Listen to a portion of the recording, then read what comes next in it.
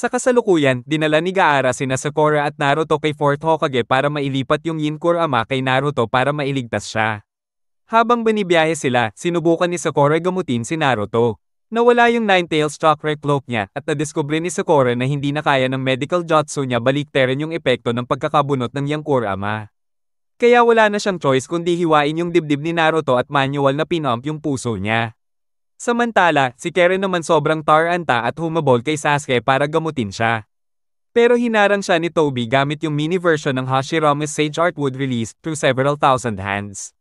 Nakaiwas si Karen at gumamit ng chains para kontraan yun. Tinuhag siya ni Toby gamit ang wooden staff na naglabas ng maraming sanga. Pero kinagat ni Karen yung braso niya at gumaling siya. Sumaklolo si Suigetsu at binanatan si Toby gamit yung water gun, two guns technique niya. Sumunod din si Jugo at sinubukan hawakan si Toby. Nakaiwas si Toby pero di siya nakatakas kay Orochimaru na pansamantalang na-paralyze siya gamit yung Cursed Seal. Samantala, iniwan ni Madara si Sasuke at sinil niya yung Ten Tails sa sarili niya. Papunta siya kay Obito pero bigla siyang dumura ng Beni Hisago at Kohaku no Johei. Tumama yun kina Lee at Guy na kasama si Tenten na nagre-retreat. Naramdaman ni Karen na may malakas na malas na chakra sa kinaroroonan ni Sasuke kaya dali-dali siyang pumunta. Si Kakashi at Minato naman naghahanda para paghiwalayin sina Obito at Black Zetsu. Sinabihan ni Yin Kurama si Minato na gamitin yung sensory mode niya. Dumating si Gaara at Sakura dala-dala yung walang malay na Naruto at ipinaliwanag yung sitwasyon kay Minato. Sinabi ni Minato kay Kakashi na siya na bahala kay Obito. Nag-volunteer si Gaara para tumulong. Habang naghahanda si Minato na aisil yung Yin Kurama kay Naruto, biglang pumapel si Black Zetsu at siya yung napasukan ng Yin Kurama. Biglang dumating si Madara sa pwesto nila at pinagalitan si Black Zetsu dahil sa pagka-delay ng pagkuha ng Rinnegan. Dahil nandyan na ang master niya, sinabi ni Black Zetsu na wala nang makakapigil sa kanya na ibigay kay Madara yung kaliwang Rinnegan at yung yin half ng Nine-Tails. Kumalas siya mula sa katawan ni Obito. Habang naghahanda si Kakashi at Gaara na umatake para mabigyan ng tsansa si Naruto na mabuhay kahit na-extract yung video, napansin ni Black Zetsu na di siya makaalis sa katawan ni Obito. Hindi siya pinapayagan ni Obito. Tinanong ni Obito si Madara kung sino ba talaga siya para sa matandang Uchiha. Pinaliwanag ni Madara na si Obito bilang tagasunod ng ideals niya ay siya rin. Siya na gustong burahin ang mundo na ginawa ng Sage of the Six Paths at gumawa ng bago gamit ang Eye of the Moon plan. Akala ng lahat sumuko na si Obito sa mga salita ni Madara at naglakad siya papunta sa ninuno niya. Sinubukan siyang pigilan ni Minato, Kakashi at Gaara pero pinatigil lang sila ng madali ni Madara. Pero imbes na hawakan ng kamay ni Madara, sinaksak siya ni Obito sa tiyan. Sabi niya pareho pa rin siya ng dati, yung gustong maging Hokage. Naalala niya rin yung mga salita ni Naruto. Pagkatapos nun, kinuha ni Obito yung mga fragments ng chakra ng One Tail at Eight Tails. Inutusan niya si Kakashi na i-teleport sina Naruto at Sakura sa ibang dimensyon. Pinigilan ni Madara si Obito na sumunod doon. Tumakbo si Kakashi papunta kay Obito. Sabi ni Obito, lagi raw siyang tinitingnan ni Kakashi na parang dehado, sabay naalala nila yung mga panahon nila sa Konoha. Narinig ni Obito yung ibang shinobi na nagrereklamo habang kamisyon si Kakashi. Sabi nila, si Kakashi daw inuuna lagi yung mission kahit pabayaan yung kasama. Naguluhan si Obito kasi iba yung pagkakakilala niya kay Kakashi. Binalaan pa siya na mag-ingat kapag na-assign kasama si Kakashi. Paglabas ng academy, sinabi ni Obito yung concern niya kay Rin. Tapos nakita niya si Kakashi at sinubukan siyang kausapin pero umalis si Kakashi at sinabing wag daw siya mag-alala, nag-training si Obito kahit umuulan para makahabol kay Kakashi.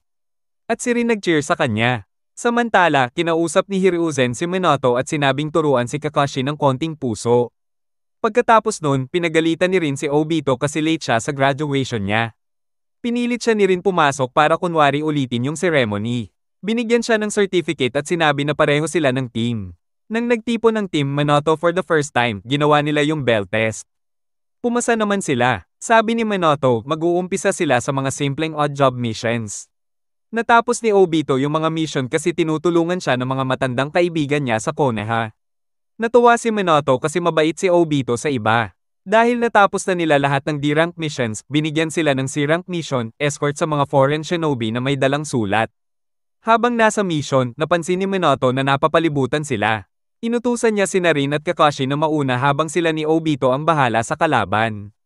Lumaban sina Obito at Minato pero kailangan pang iligtas ni Minato si Obito mula sa atake. Samantala, may humabol kay Rin at Kakashi. Sinabi ni Kakashi kay Rin na mauna na siya habang pipigilan niya yung mga kalaban. Pero isa sa mga escort nila tinamaan at nahulog sa tulay papunta sa ilog. Nung malapit na sila sa destinasyon, nagpasalamat yung isa sa mga escort kay Rin at Kakashi. Pero biglang nagpakita yung dalawa na traidor pala at inatake yung kasama nila. Kampante sila na hindi aabot si Minato para tumulong, kaya naghanda silang atakihin si Rin at Kakashi. Pagkatapos atakihin ng dalawang traidor na escort, dumating sina Minato at Obito para tumulong kina Rin at Kakashi. Pero nakatakas yung isang traidor. Yung natitirang escort nagmakaawa kay Minato na i-check yung scroll kasi dalawa daw silang binigyan ng scroll.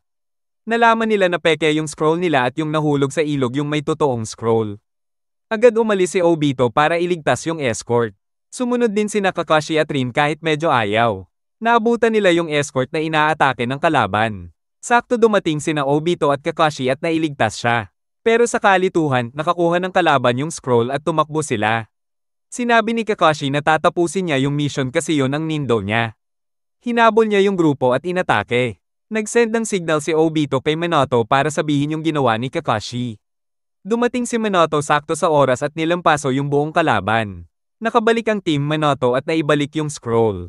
Pero nalaman nila na decoy lang pala sila at parehong peke yung scroll. May ibang grupo talaga na may dalang totoong scroll para hindi manako. Sa kasalukuyan, binato ni Madara ng dalawang orbs sina Obito at Kakashi para makuha ang Rinnegan at yung yin half ni Kurama. Pero dahil tinulungan siya ni Kakashi, na-teleport ni Obito ang sarili niya sa ibang dimensyon. Pinaniwala niya si Sakura na nagbago na siya at sinimulan niyang ilipat kay Naruto yung chakra ng mga bidyo. Sa totoong mundo, dumating si Guy sa tamang oras para iligtas si Kakashi sa atake ni Madara. Pagdating ni Orochimaru at team niya kay Sasuke, na-realize nila na yung di kilalang chakra ay si Kabuto pala. Dahil nakasipsip na si Kabuto ng maraming tao sa katawan niya, naging halo-halo at di na makilala ang chakra niya kaya di siya na-sense ni Karen. Pinaliwanag ni Kabuto na nagpasya siyang iligtas si Sasuke kasi na-realize niya kung sino talaga siya dahil sa Izanami. Samantala, si Guy naman ay binuksan ng Gate of Wonder pero wali epekto kay Madara. Alam niyang epic fail yun kaya naisip niya na kailangan na niyang buksan ng Gate of Death kahit sure na ikakamatay niya ito. Naalala niya yung panahon na kasama niya ang tatay niya. Hindi siya pumasa sa exam kaya nag-decide siyang tumakbo ng 500 laps para makapasok bilang alternative student sa academy. Pero di niya natapos yung 500 laps at hinimitay siya habang pinapanood siya ni Third Hokage mula sa bintana. Humingi siya ng sorry sa tatay niya pero napag-alitan siya kasi kulang daw siya sa tiwala sa sarili. Nagalit si Guy dahil pinagtatawanan ng tatay niya kaya inatake niya yung dalawang mas matatandang ninja pero binugbog siya. Nasave siya ni Kakashi na binanatan yung dalawang bully. Habang palis si Kakashi kasama ang tatay niya, nakatingin lang si Guy. Ang batang Guy ay tinanong yung tatay niyang si Might Boy kung bakit sobrang positive pa rin kahit binaba siya ng ibang tao sa village. Sagot ni Doy, ang pagiging malakas hindi lang tungkol sa panalo o pagtalo ng kalaban, kundi sa pagprotekta ng mahalaga sa'yo. Tuloy-tuloy si Guy sa training at madalas niyang nakikita si Kakashi kaya naiengganyo siyang haminin ito. Pero sabi ni Doy, wag na lang, at mag-impose siya ng sariling rules. Sumunod si Guy at todo training kahit hindi na niya hinahamon si Kakashi. Dahil sa sipag at tiyaga, nakagraduate din si Guy sa academy at nagsimulang tumanggap ng mga mission. Napansin din ni Guy na yung tatay niya, puro mga sabaw na low-rank missions ang tinatanggap. Bago siya umalis sa mission, narinig niya yung usapan ng tatay niya at isang Jonin na halatang hindi impressed kay Doy. Doon niya na-realize na kaya parang mababa performance ng tatay niya ay dahil gabi-gabi pala itong nagtitraining ng 8 gates. Na-touch si Guy at tinuruan siya ni Doy ng bawal na jutsu na yon. Habang nasa mission, nakasalubong ng team ni Guy ang 7 Ninja Swordsmen of the Mist. Kinabahan si Guy dahil sobrang up ng mga yon. Pero dumating si Doy at pinrotektahan siya habang binubuksan ang 8 gates. Fast forward sa present time, finally binuksan ni Guy ang 8th gate. Nakabalot siya sa red vapor, at todo charged kay Madara para pakawalan ng Evening Elephant move. Sinimulan na ni Guy ang ultimate banat gamit ang Evening Elephant. Sunod-sunod ang bugbog niya kay Madara, pero dahil sa sobrang sakit ng paggamit ng 8 gates release formation, naputol agad ang atake niya. Lumipad pabalik sa ere si Madara, super hype kasi ngayon lang ulit siya na-excite ng ganito simula pa nung lumaban sila ni Hashirama. Sumipa si Guy sa hangin para makalipad din, ready na siya sa round 2 ng Evening Elephant. Sabi ni Minato sa iba na kailangan na nila tumulong. Binigyan niya si Lee ng kanay. Habang ginagawa ulit ni Guy ang Evening Elephant, ginamit ni Madara yung Truth-Seeking Ball bilang shield, sabay banat din ng sariling atake. Tinapon ni Lee yung kanay sa pagitan nila para magamit ni Minato ang Flying Thunder God technique at ma-teleport palayo yung orb ni Madara. Sabay si Gaara, inangat si Kakashi para magamit niya ang kamwe at makagawa ng butas sa depensa ni Madara. Tapos boom! Tumama yung final step ng Evening Elephant sa mukha ni Madara, tuloy-tuloy hanggang mabasag yung likod ng shield niya. Pero kahit ganun kalupit yung tama, tumayo pa rin si Madara. Sabi niya, ngayon lang ulit siya ganito ka-hype mula pa nung era ni Hashirama. Samantala, si Naruto naman, nagising sa isang weird na lugar. Akala niya patay na siya, pero may lalaking nakalutang sa harap niya at sinabing buhay pa siya. Nagulat si Naruto nang marinig kung sino siya, si Hagoromo Otsutsuki, aka Sage of Six Paths. Nagkwento si Lolo ng tungkol sa cycle ng reincarnation ng dalawang anak niya, si Indra at Azura. Si Indra sobrang gifted, si Azura average lang pero hardworking. Narealize ni Naruto na parang siya si Azura, at boom, sinabi ni Hagoromo na siya nga ang reincarnation ni Azura. Sinabi ni Hagoromo kay Naruto na siya ang reincarnation ng bunso niyang anak si Azura. Tinanong niya si Naruto kung alam ba niya kung sino si Indra ngayon. Tama ang hula ni Naruto, si Sasuke. Habang nangyayari yun, kausap din ni Hagoromo si Sasuke, sinasabi rin na siya ang reincarnation ni Indra, at nagets din ni Sasuke na si Naruto si Azura. Pinaliwanag ni Hagoromo na sina Hashirama at Madara ang naunang reincarnations nila. Dahil kinuha ni Madara ang power ni Hashirama, nabuo niya ulit ang chakra ni Hagoromo at nagising ang Rinnegan. Kahit may bili na wag gawin yun. Kwento pa ni Hagoromo, ang nanay niyang si Kaguya ginamit yung malakas niyang dojutsu para kontrolin ang buong tao, at ngayon gusto ni Madara makuha yung same power. Nakiusap si Hagoromo kay Naruto na pigilan si Madara. Pumayag si Naruto. Nagsama-sama ang chakra ng mga tailed beasts. Sabi ni Hagoromo, natupad na yung matagal niyang narinig na prophecy. Dahil nagdulot ng gulo dati ang pagbibigay ng power kay Azura lang, ngayon pati kay Sasuke na rin siya magtitiwala. Binigyan niya pareho ng power sina Naruto at Sasuke. Sa labanan, buhay pa si Madara at natuwa sa pinakita ni Guy. Sabi niya, si Guy na raw ang pinakamalupit na taijutsu user na nakalaban niya. Hinamon niya na magpatuloy sa laban. Handa na si Guy gamitin ang ultimate move niya, ang Night Guy. Naaalala ni Kakashi yung prediction ng tatay niya dati na magiging sobrang lupit si Guy. Tumama yung sipa ni Guy kay Madara, diretso hanggang Shinju, halos mamatay si Madara. Pero unti-unti nang naduraj ang katawan ni Guy. Tuwang-tuwa si Madara na nakasurvive siya, sabay banat ng Truth-Seeking Ball para tapusin si Guy. Pero biglang sumulpot si Naruto, tinadyakan palayo yung bola. Napatulala si Madara. Hawak ni Naruto si Guy, pinigilan niyang mamatay ito. Napansin ni Madara na may kakaiba kay Naruto. Nag-isip siya kung ano bang ginawa ni Obito. Sabi naman ni Naruto, pakiramdam niya kaya na niyang baguhin ang buong mundo gamit ang bago niyang power. Nilinis ni Konohamaru ang bahay ni Naruto. Pagkatapos nun, umuwi si Naruto mula sa matagal niyang training at sinalubong siya ni Team Abiso at Sakura. Pinakita ni Konohamaru kay Naruto ang mas pinabongga niyang sexy technique pero sinabi ni Naruto na meron na siyang mas advanced na bersyon kaya sinapak siya ni Sakura dahil manyak siya. Pagbalik nila sa apartment ni Naruto, nilagay ni Naruto ang luma niyang jacket sa drawer para ligtas. Pagkatapos nun, tinuruan ni Naruto si Konohamaru ng Rasengan.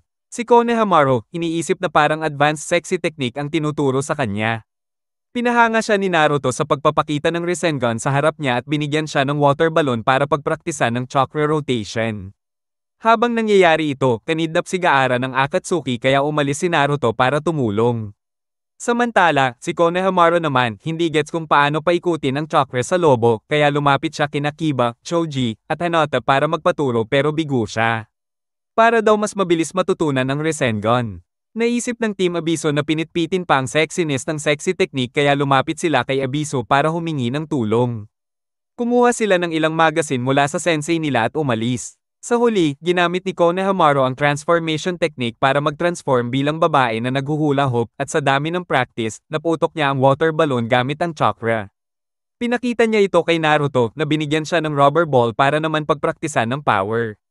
Wala siyang ideya paano gawin yun kaya pumunta siya kasama sina Mogi at Udan kay Abiso para magpatulong ulit.